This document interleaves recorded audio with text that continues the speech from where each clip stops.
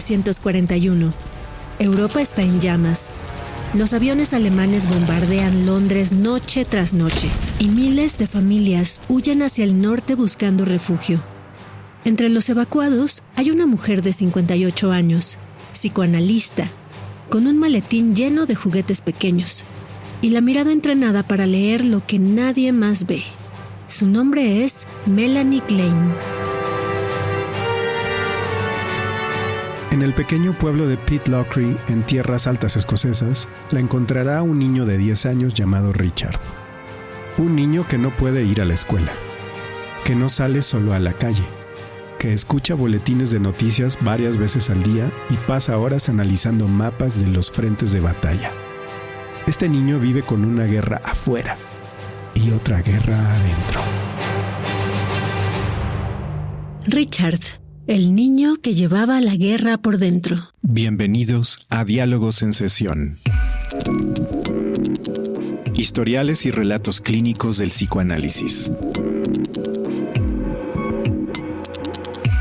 Un espacio donde los historiales se convierten en relatos y el psicoanálisis en historia viva. Lo que sucedió en ese consultorio improvisado entre abril y agosto de 1941 quedó registrado en 93 sesiones. Un registro que Klein publicaría 20 años después, poco antes de morir, bajo el título de Relato del psicoanálisis de un niño. Un texto que permite algo muy raro: asistir en tiempo real a cómo un analista piensa, interpreta y construye una teoría desde la carne viva de una sesión. Aquí, la doctora Sara Fasja, psicoanalista y docente de Centro Eleia. Este análisis fue en el inicio de Melanie Klein, en 1941, a la mitad de la guerra. Muchos desplazados, había mucha ansiedad, no estaba fácil el contexto histórico, el contexto social, el contexto familiar de Richard tampoco. Vivía en un hotel.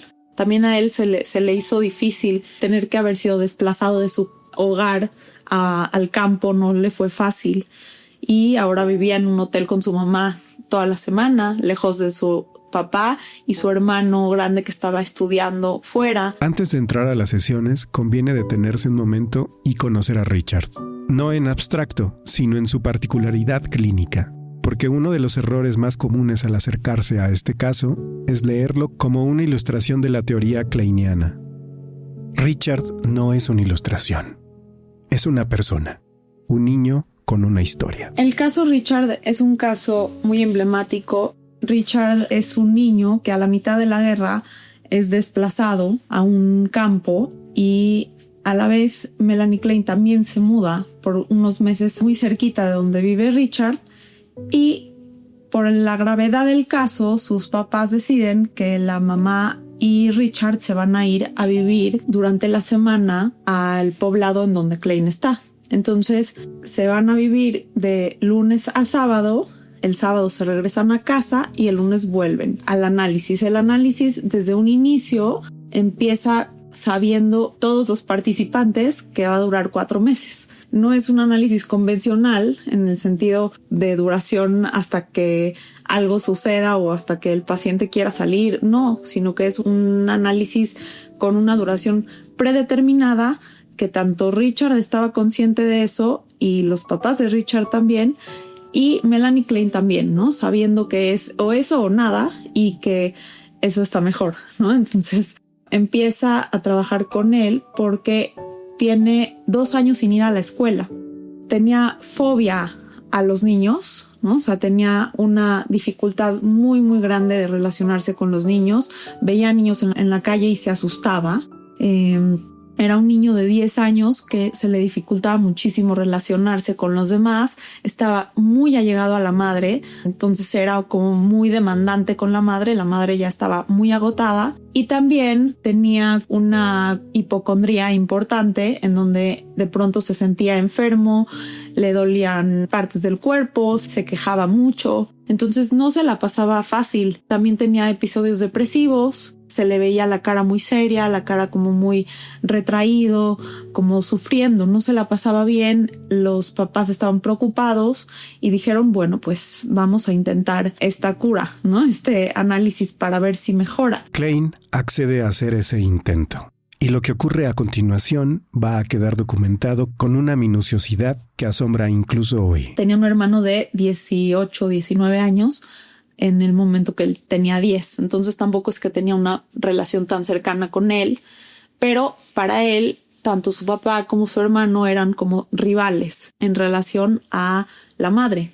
Entonces, desde un inicio, dice Meltzer que se ponen en la mesa todos los personajes. Richard es un niño que puede simbolizar, que puede fantasear, que puede jugar. Entonces no es un niño con un déficit simbólico, que eso haría mucho más difícil el análisis. Richard coopera muchísimo y Melanie Klein lo dice. Este análisis fue todo un éxito porque en parte el niño cooperaba muchísimo. El niño se sentía mal, quería mejorarse. Entonces cooperaba con el análisis, cooperaba con la analista, daba mucho material, jugaba bastante.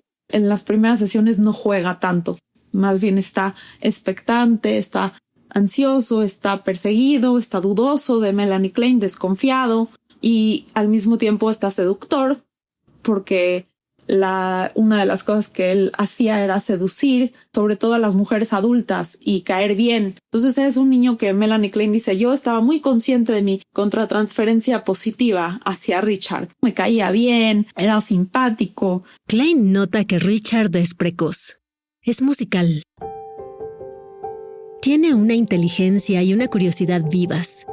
Hay algo en él que quiere saber, algo que busca. Klein reconocerá más tarde que esa curiosidad, lo que ella llama el instinto epistemofílico, es en sí misma una clave terapéutica. Entonces les ponía masitas, colores, juguetitos muy neutros y empezaba a ver el despliegue de su inconsciente. En Richard fue muy fácil porque él venía muy consciente de por qué viene y diciéndole, mira, estoy preocupado por esto y por esto y por esto y por esto. O sea, Richard fue muy fácil porque vino a decirle sus motivos de consulta. No todos los niños son así, la mayoría de los niños no son así. Entonces a veces uno le dice al niño, oye, pues estás aquí porque tal y tal y tal. Entonces puedes jugar a lo que tú quieras y yo voy a ver si puedo entender qué te pasa. Entonces Melanie Klein hace esta nueva técnica de trabajo con niños a partir del juego y es la pionera número 1 de la terapia de juego. Se dice que el juego del niño es su trabajo, es lo que tiene que hacer para elaborar, para procesar, para simbolizar lo que le está pasando. El niño necesita espacios de juego y esto lo descubre Melanie Klein. Melanie Klein tiene una posición muy libre al dejar al niño jugar, porque ella dice que el juego para el niño es lo que sería la asociación libre para un adulto.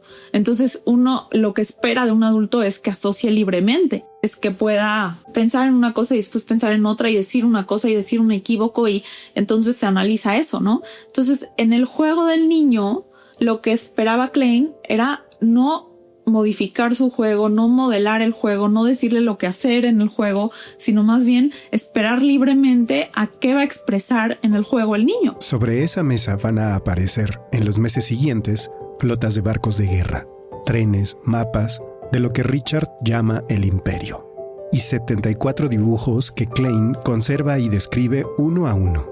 74. Todo ese material, nada se descarta. El modo en que Richard entra al consultorio, el tono de su voz, su manera de sostener un juguete o de alejarlo, o la dirección de su mirada cuando Klein interpreta. En sus supervisiones, Donald Winnicott, quien fue supervisado por Klein, diría años más tarde que lo que resultaba sorprendente en ella era la claridad con la que veía, entre comillas, los movimientos del niño como modos de penetrar en la analista, por diferentes zonas, con fines tanto dañinos como reparatorios o fusionales. Entonces es como muy rico meterte al texto y ver a Klein trabajando, a Klein pensando en su trabajo, a Klein recordando cómo fue, contándote su experiencia emocional, su contratransferencia, relatando la transferencia del niño, siendo muy capaz de mostrar las sutilezas de los cambios en un minuto y otro minuto de la sesión, que es como muy capaz de seguir esos movimientos que a veces pasan desapercibidos, como una cara diferente, como un movimiento, como un pedido de ir al baño en determinado momento, que Klein capta y dice, a ver, aquí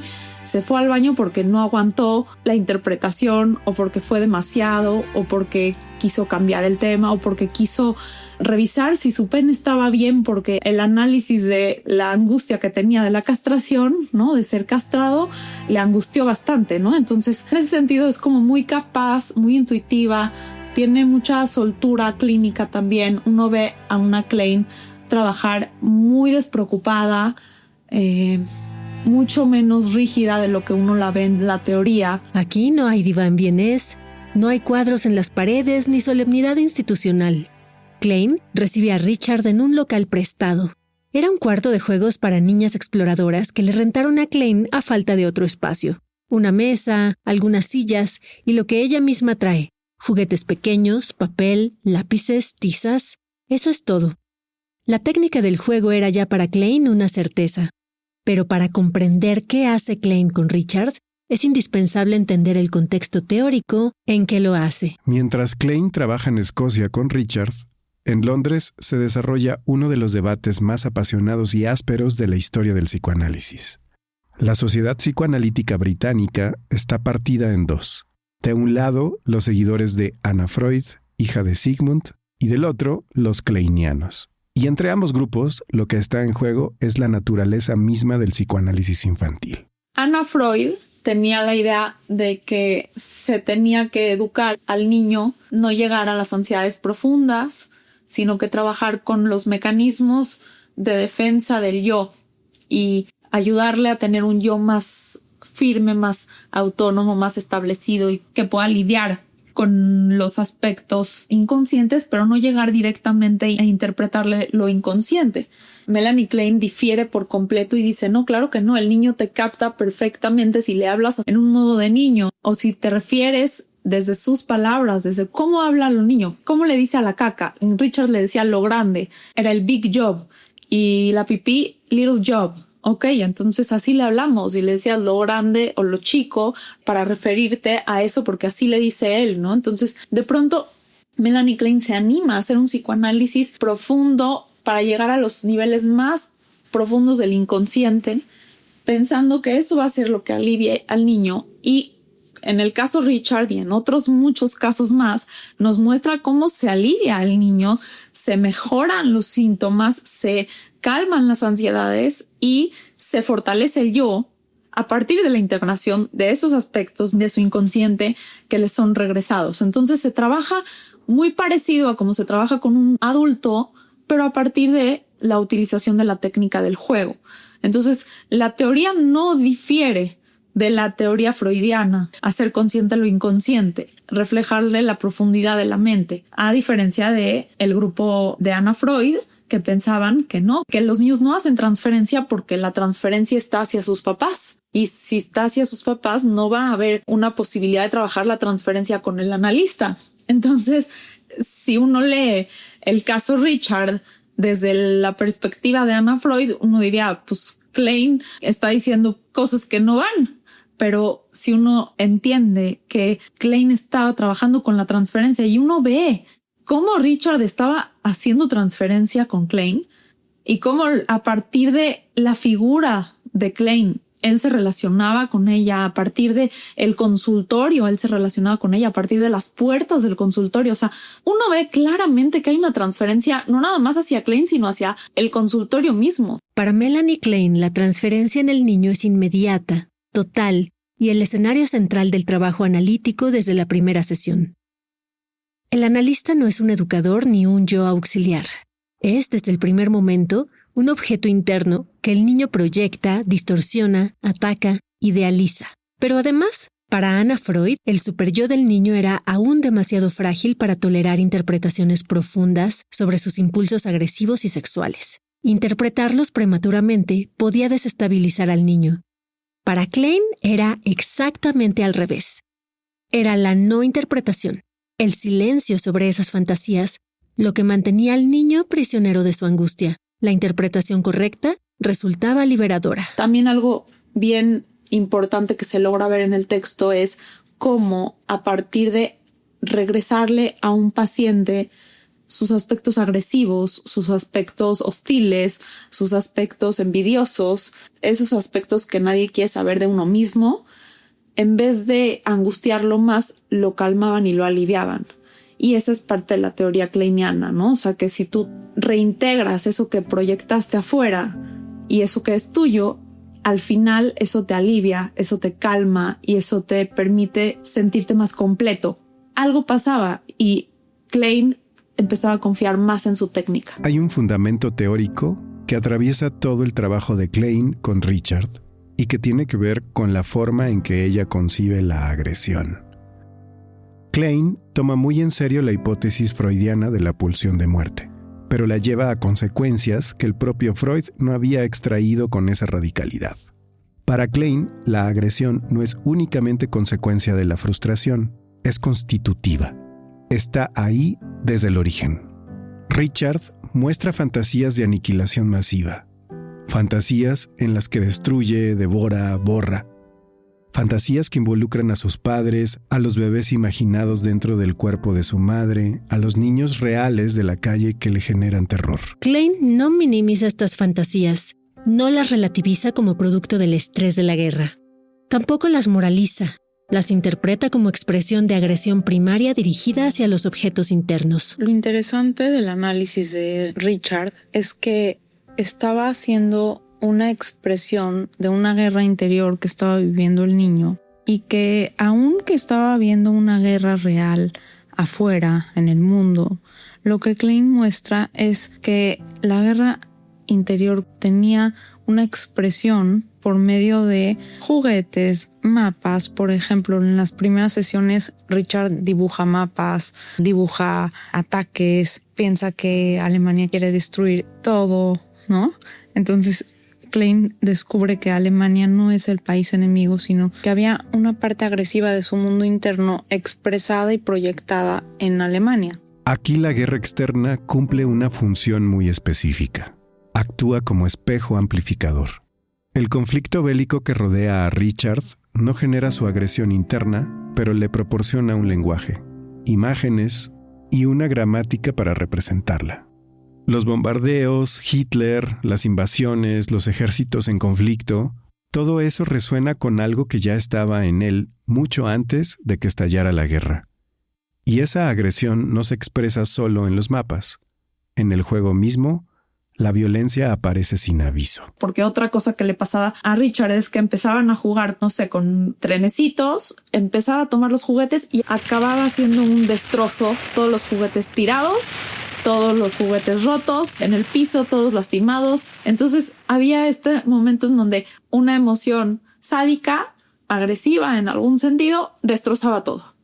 Entonces en ese momento, cuando Melanie Klein le mostraba estos aspectos de su agresividad que destruye o de la desconfianza o del miedo, etcétera, a él le generaba una conciencia de lo que le pasaba, de lo que hacía, y esto le provocaba ciertas emociones también, depresivas a veces de culpa, a veces de angustia, de sentirse perseguido. Y a partir de entender lo que le pasaba y entender la desconfianza y entender todo esto, es que él podía sentirse aliviado. Se sentía más aliviado y podía relacionarse desde otro lugar.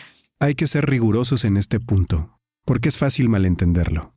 El conflicto externo encuentra resonancia en la economía pulsional interna. La guerra, afuera, amplifica lo que ya existía adentro.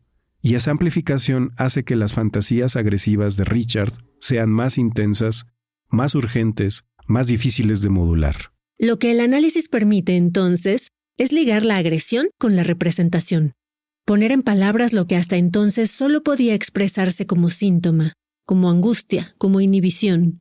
Cuando Klein nombra las fantasías destructivas de Richard, cuando le dice que desea atacar el interior de su madre, que quiere destruir a los bebés imaginados allí, que teme que su propia agresión haya contaminado los objetos amados, no está añadiendo horror al horror. Está haciendo posible que esa agresión sea pensada en lugar de ser simplemente vivida. Poco a poco se va instalando la transferencia. En la transferencia Klein deja de estar del lado bueno, de repente empieza a ocupar un lado más ambiguo. Por ejemplo, en alguna sesión Richard le dice, a lo mejor ellos están pretendiendo ser buenos, pero en realidad son malos. Entonces hay una transferencia de un objeto materno dudoso. Después, en algún punto, Klein llega a ser el enemigo y ya ahí hay una especie de guerra entre barcos que se hunden, hay submarinos que atacan, hay países que traicionan, hay como toda esta sensación en Richard de que no hay una verdadera sensación de cuidado de Klein. Por ejemplo, en algún punto dice, no les importa, solamente dicen que les importa, ¿no? O sea, como expresando la desconfianza que sentía porque era un niño muy paranoide, que tenía una situación de persecución interior constante y que se sentía perseguido por los niños de afuera de la calle, que se sentía en algún momento perseguido por misma Klein. En el transcurso de una misma sesión, Richard vive a Klein de maneras radicalmente distintas y a veces contradictorias. Es la aliada protectora y la madre buena que lo comprende, es la enemiga peligrosa que puede atacarlo, es el objeto dañado por su propia agresión, al que siente que debe cuidar. Estos no son estados de ánimo pasajeros, son reediciones en tiempo real de relaciones con objetos internos parentales. Klein interpreta estas fantasías transferenciales de forma directa y sin rodeos. Cuando Richard actúa de cierta manera hacia ella, cuando se aleja, cuando la ataca simbólicamente, cuando la idealiza de manera excesiva, Klein lo nombra en términos de los objetos internos que ella representa en ese momento. Y esta interpretación se hace cuando la angustia es máxima, porque es ahí donde puede tener efecto. En el momento que él puede empezar a ir confiando en la señora Klein, confiando en su terapeuta, confiando y desarrollando una transferencia desde los avatares de la transferencia, ¿no? O sea, desde la positiva, pero también la negativa. Y ante la negativa poder volver a confiar en su objeto. A partir de que Klein le mostraba la transferencia negativa que se armó, entonces Richard podía volver a confiar en su objeto. Y el hecho de que volvía a regresar y seguía Klein ahí, y volvía a regresar y seguía Klein ahí. Y a partir de estos movimientos de generar confianza en el objeto, el niño empieza a confiar más en su objeto, pero también en sí mismo y en su bondad, y saber que no destruye y que no su agresión es tan poderosa, no cree en su agresividad tan omnipotente como en un inicio. Y entonces eso va generando la capacidad de él de poder responsabilizarse de su agresión y hacer algo con ella, porque ya no es ultrapoderosa, omnipotente, sino que es más acotada. Algo que a menudo se malinterpreta de Klein es su relación con la realidad externa, pero no es en absoluto una analista que ignore el mundo fuera del consultorio. En el caso Richard, la guerra ocupa un lugar particular como material clínico. Los boletines de noticias que Richard escucha antes de ir al consultorio son los mismos que Klein escucha desde su exilio. Ambos saben que hay bombardeos en Londres, y sin embargo, lo que ocurre en el consultorio con esa guerra es algo muy específico. Algo que pasaba con Melanie Klein y Richard es que conversaban mucho. Richard en esta seducción no era solamente juego, sino que también conversaba con Klein, le contaba cosas, le preguntaba cosas, era súper curioso, le interesaba muchísimo la vida de Klein. Y curiosamente, Melanie Klein desde el inicio dice que Richard sabía que su esposo había muerto. Sin embargo, uno ve que el señor K, que es el señor Klein, está como un personaje de las sesiones hasta la última sesión. Es muy impresionante porque en el mundo externo, Richard sabía que estaba muerto, conocía que Melanie Klein vivía sin esposo, se lo preguntó y ella se lo aclaró en las primeras sesiones. Sin embargo, el señor K sigue siendo un personaje en el análisis hasta el final. Es como la preponderancia del mundo interno sobre el mundo externo, que se ve claramente en este análisis. entre otras cosas. Por ejemplo, el tema de la guerra. Estaban viviendo una guerra en donde, claro que todos estaban muy ansiosos y muy preocupados por qué va a pasar, si Hitler va a invadir Inglaterra, si no, ¿no? O sea, todo el mundo estaba preocupado por hechos reales y concretos de la realidad externa. Sin embargo, en el análisis, Melanie Klein capta que Richard utiliza los mapas que están en la pared y los personajes de la guerra como personajes de su mundo interno y les da esa connotación. Entonces, esos personajes que estaban siendo parte del contexto histórico dentro de su consultorio, ese espacio se les convirtió en un mundo en donde se trabajaba con los personajes que significaban Rumania, la que era dudosa y no se sabía si era buena o mala, Hitler, papá, que quería apoderarse de mamá.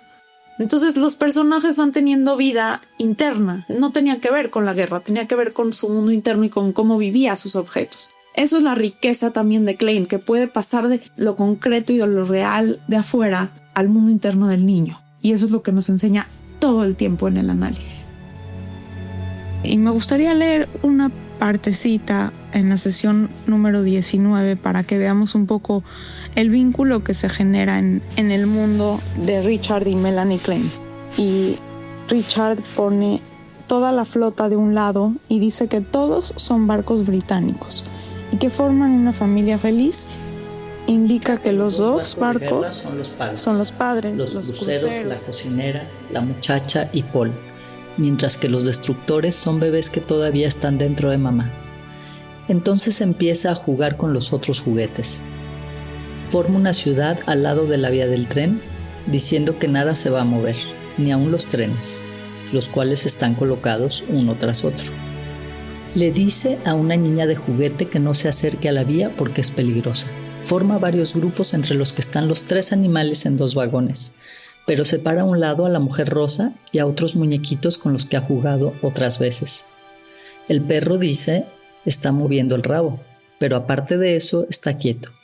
Después agrega que toda la familia es ahora feliz.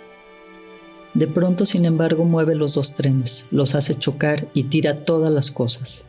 Comenta que ello se debe a que los trenes han empezado a pelearse y que uno le ha dicho al otro que él es el más importante, a lo cual el otro ha contestado que el más importante es él. Eso les ha llevado a una pelea y a hacer un lío con todo. Muchos de los mapas del imperio que aparecen sesión tras sesión son cartografías de un mundo imaginario. Klein observa que el interés de Richard por el estado de las naciones, Grecia, Suecia, Austria, cuáles están del lado aliado y cuáles han sido invadidas, no es de naturaleza política.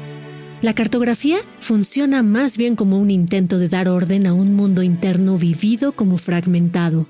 Al dibujar el imperio y decidir qué territorios le pertenecen y cuáles están amenazados, se representa algo de su propia organización psíquica. Los objetos buenos que deben protegerse, los objetos malos que irrumpen, el yo sitiado que intenta conservar algún territorio habitable. Y los barcos de guerra. El barco más pequeño puede ser el propio Richard. Las flotas que se enfrentan son las familias internas en guerra. Los objetos buenos contra los objetos malos. El deseo de atacar contra el deseo de reparar. Cuando Richard dispone los barcos de manera que evita un enfrentamiento directo entre el barco del padre y el suyo, Klein lo lee como un intento de mitigar la ansiedad de castración. El niño quiere preservar al padre bueno y no quiere destruirlo aunque lo desee. Sesión 20. El Rodney, un barco de guerra a quien acaba de llamar mamá, le sigue, mientras que el Nelson, papá, se mete entre el destructor y el Rodney. Richard entonces acerca otros destructores y submarinos a estos barcos, pero el Nelson, el Rodney y el primer destructor siguen formando un grupo entre sí. Dice, papá está inspeccionando a su mujer y a sus hijos, tras lo cual mueve el Nelson lentamente y con cuidado a lo largo del Rodney, tocándolo apenas y luego continúa hablando. Papá hace la corte a mamá muy suavemente y se separa un poco el primer destructor. Cuando el Nelson le sigue, tocando apenas al destructor, Richard explica, ahora papá me quiere a mí. Quise muchísimo a papá durante el fin de semana. Y añade que le abrazó y le besó muchas veces. Mientras tanto, ha hecho que el Nelson empuje y eche al Rodney y lo vuelve a traer al lado del destructor, el cual, tal como lo acaba de indicar, le representa a él. Comenta: no queremos aquí a mamá, se puede ir a otro lado. Pero enseguida hace que el Nelson se vuelva aliado del Rodney y hacerle la corte suavemente, mientras que otro destructor se junta con el destructor Richard. A medida que el análisis avanza, algo cambia en Richard. No de manera lineal, no sin recaídas, pero algo cambia. Al inicio del tratamiento, Richard opera predominantemente desde lo que Klein llama la posición esquizoparanoide. El mundo está escindido en objetos totalmente buenos y totalmente malos. Los malos persiguen y atacan, los buenos deben ser protegidos a cualquier costo. Es un mundo en blanco y negro, con ansiedades de aniquilación. Para Melanie Klein, la posición esquizoparanoide es una posición inicial en la que el bebé nace y no puede integrar a su objeto, en el sentido de que no puede, digamos, guardar adentro o recordar en el momento de la frustración el momento de la satisfacción, ¿no? O sea, cuando un bebé llora y está llorando muy, muy, muy intensamente, en ese momento no hay una rememoranza de ese objeto bueno, pecho, que lo va a calmar. Y en el momento de la calma y de la paz, porque está en el momento de la satisfacción, no hay un objeto malo y no es la rememoranza ni siquiera de ese objeto malo. Están divididos completamente en los momentos de satisfacción y los momentos de frustración. Esa es la posición esquizoparanoide, porque está tan dividido los dos objetos que no se pueden ver como que es el mismo. Es la misma madre, pero el bebé no la siente como la misma madre. Es el mismo pecho, pero el bebé siente un pecho bueno y un pecho malo. Un pecho que lo frustra y ese pecho se le vuelve persecutorio, se le vuelve angustiante. Pero hacia las sesiones medias del análisis, Klein empieza a observar algo diferente: la emergencia de la culpa depresiva. Richard empieza a mostrar preocupación por los objetos dañados. No solo hay enemigos, hay pérdida. Comienza a darse cuenta de que el objeto amado y el objeto odiado son uno mismo. Que la mamá que él adora y la mamá que él fantasea dañar con sus ataques agresivos son la misma persona. Ya no se puede sostener la escisión pura, y eso produce una angustia distinta. Solamente en un segundo momento el bebé va pudiendo tolerar un poco más la espera, tolerar un poco más que la mamá llegue a darle el pecho, empezar a reconocer que la mamá está o no está, empieza a dar cuenta que la misma mamá es la que le dio que la que no le dio. Entonces, en el momento que la madurez física, visual, emocional, se va dando una posibilidad de integrar al objeto y de decir, bueno, este mismo objeto es el que me dio y el que no me dio. Entonces, eso genera una sensación de, híjoles, ¿qué hice con mi objeto cuando estaba yo muy enojado con él? Lo lastimé, pero también no sabía que era el mismo. Entonces, en ese momento, el niño se enfrenta con un dilema, que es cómo cuidar, cómo reparar a su objeto, que es el mismo, el bueno y el malo. Entonces, en ese momento entra la posición que le llama depresiva, porque tiene una emoción de culpa en su base. Culpa por haber lastimado. Klein llama a este movimiento el acceso a la posición depresiva. Y la palabra depresiva aquí no significa depresión patológica. Significa la capacidad de tolerar la ambivalencia. La capacidad de amar a alguien y al mismo tiempo reconocer que se le puede hacer daño. La capacidad de sentir culpa. Culpa genuina, no culpa persecutoria. Y de querer reparar. Esto lo va descubriendo Melanie Klein y todo el tiempo va haciendo como un cuidadoso equilibrio en lo que le dice al niño entre lo bueno y lo malo, entre el amor y el odio, entre lo que está tratando de cuidar el niño, ¿no? Entonces es como un vínculo de mucha sensibilidad el que van armando. Hasta el final se ve como en las últimas sesiones hay más integración del objeto y más integración del mismo. Ya no son países ni totalmente buenos ni totalmente malos. Es como un juego más simbólico, menos explosivo, menos destructivo. La guerra sigue estando, pero pierde un poco de intensidad. Ya no es una enemiga Klein, ya es un objeto más estable, más combinado, digamos, como Klein un describe vínculo cómo más Richard comienza a real. reparar el juego, reconstruye territorios, protege figuras, se preocupa por el daño causado. La flota de barcos que antes representaba la guerra pura empieza a incluir posibilidades de paz. En la sesión 9, Klein documenta un momento que ilustra precisamente esta transición. Richard comenta que los cuervos le parecen asustados. Luego, en el mismo consultorio, sale al jardín y pide a Klein que lo acompañe. Goza plenamente del sol. Dice que el hermoso campo se siente Con feliz. el avance del análisis, Algo está disminuyen las cambiando. ansiedades persecutorias, aumenta la capacidad de pensar. Se amplía la simbolización. Pero hay que aclarar que no se trata de un proceso lineal ni definitivo. Las posiciones en Klein no son etapas que se superan de una vez para siempre. Son configuraciones dinámicas en oscilación permanente. Lo que cambia con el análisis no es que Richard llegue a una meta fija, sino que la oscilación se vuelve menos extrema, menos catastrófica. El yo gana capacidad de autocontención. Desde las últimas sesiones, Richard está ansioso con separarse de Melanie Klein. Está ansioso porque ha hecho un vínculo con ella, pues que le ha aliviado mucho. También la quiere. Está preocupado también por su bienestar porque ya es una señora grande. Hay mucho ahí. Richard le menciona un sueño a Melanie Klein al final de la sesión. Él y Melanie Klein se meten en un autobús y descubren que no hay en él ninguna cobradora y que el autobús está vacío.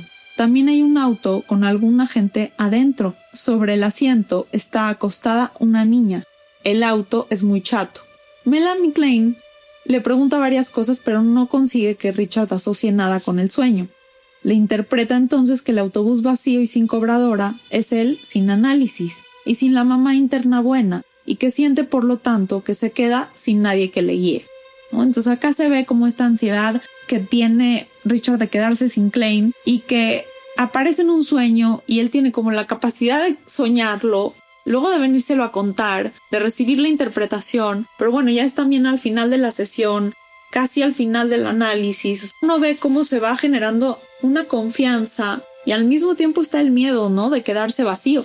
¿Qué va a pasar cuando termine el análisis? El análisis concluye en agosto de 1941. No porque Richard esté curado en el sentido de que todos sus síntomas hayan desaparecido, sino porque las circunstancias externas, el fin de la evacuación, el regreso de la familia, determinan el fin del tratamiento. 93 sesiones en 4 meses. Un ritmo de 6 sesiones semanales Klein que hoy nos sabe que el resulta casi análisis fue inconcebible. interrumpido antes de su conclusión natural, pero también sabe que Richard terminó el tratamiento con una capacidad renovada para amar, con alguna comprensión de que sus figuras queridas podían sobrevivir a su agresión. El horror que llevaba dentro había encontrado palabras. Si bien no fue un análisis completado, porque no es lo que duraría un análisis y se quedaron temas por resolver, sí se ven los movimientos entre el inicio del análisis y cómo se va al final Richard. Los movimientos en la transferencia y los movimientos también en el alivio que el niño sintió, ¿no? Porque sí se ve que después puede ir otra vez a la escuela durante un tiempo y que probablemente tuvo un desenlace, si bien no exento de problemáticas o de conflicto, pues le fue mejor de lo que estaba, ¿no? Entonces realmente pues se puede decir que tuvo un éxito relativo el análisis y se le pudo dar muchas más herramientas, integrar sus objetos internos. Salió como con una integración mayor de sí mismo, con más calma, con menos ansiedad. Se pudo enfrentar con el mundo con mayor soltura. Fue menos demandante de la madre. Hizo mejor relación con su papá. Melanie Klein decide que va a publicar este análisis y ella lo que quiere es expresar su técnica, que quede como un modelo de la técnica kleiniana. Melanie Klein está en su lecho de muerte, todavía trabajando con Elliot Jakes Elliot Jakes dice que está preocupada por cómo va a estar esa impresión, cómo refinar sus notas para que se entienda bien, para que se capten todas las ideas, como que estaba muy preocupada que quede ese legado. Y realmente es un legado que queda, que se establece como parte de su obra fundamental, importante, que se sigue estudiando. El libro que Klein publica en 1961, poco antes de morir, tiene una característica única. Contiene el registro clínico de 1941, pero está acompañado de notas escritas al final de su vida, en las que Klein revisa sus propias interpretaciones a la luz de conceptos que no había formulado plenamente en ese momento. La envidia primaria, desarrollada en 1957, la identificación proyectiva, introducida en 1946. El libro es, en ese sentido, un diálogo de Klein consigo misma a través del tiempo. Ha generado mucha controversia y sin embargo se ha sostenido en el tiempo, se ha sostenido en las escuelas que hoy siguen estudiando su obra, los postkleinianos que han empujado su obra a otros confines de la comprensión de lo que pasa dentro de la mente, ¿no? O sea, la posibilidad de Bion de entender el vínculo materno-infantil como productor del aparato mental, ¿no? Es como muy, muy creativo. Las ideas de Meltzer de estados sexuales de la mente y de tener una escena primaria internalizada y una geografía interna está basado en todo lo que Melanie Klein expone. Entonces realmente es súper compleja su teoría, súper rica y sigue generando nuevas comprensiones de la mente. Sabemos que el psicoanálisis es una ciencia muy, muy joven, lleva 100 y cachito de años. Los postkleinianos siguen trabajando y llevando a todo lo que pueden la comprensión kleiniana. Entonces acaba el análisis de un modo en donde Richard está preocupado de si se va a poder sostener o no su objeto interno. Y en ese sentido, cuando le preocupa que a Melanie Klein no le vaya a pasar algo, quiere que esté bien Melanie Klein, pero también quiere que la Melanie Klein de su cabeza, que es ese objeto que ya internalizó, esté bien y no se desaparezca y que lo acompañe. Y por un lado Richard se despide de ella como muy suelto, como sin hacer una despedida difícil, porque no quiere que ella sufra ni él sufrir, y Melanie Klein capta eso, pero a la vez queda como la duda de ¿permanecerá el objeto interno? ¿Permanecerá? ¿Lo podré cuidar? Klein dice, sí se lleva algo guardado, ¿no? O sea, ese objeto internalizado lo va a acompañar y probablemente es lo que se apunta como meta en un análisis kleiniano, el poder generar un objeto interno que te acompañe, que te cuide y que esté más integrado y que también te genere una sensación interior de mayor integración. Richard no era una ilustración teórica. Era un niño de 10 años con miedo a los otros niños, viviendo esa terrible guerra afuera y su propia guerra adentro. Y tuvo la suerte, si es que la fortuna operase así, de encontrar en un pueblo escocés a una mujer dispuesta a sentarse frente a él, a escuchar sus juegos de barcos y sus mapas del imperio, y a decirle en voz alta lo que nadie más se atrevía a nombrar. Eso es el psicoanálisis en su mejor versión. No la cura milagrosa, sino el acto de poner palabras al horror como primer paso hacia la restauración de la civilización interna. Diálogos en sesión. Una producción de Podcastera MX para Centro Eleia. Califícanos con 5 estrellas, dale seguir y comparte.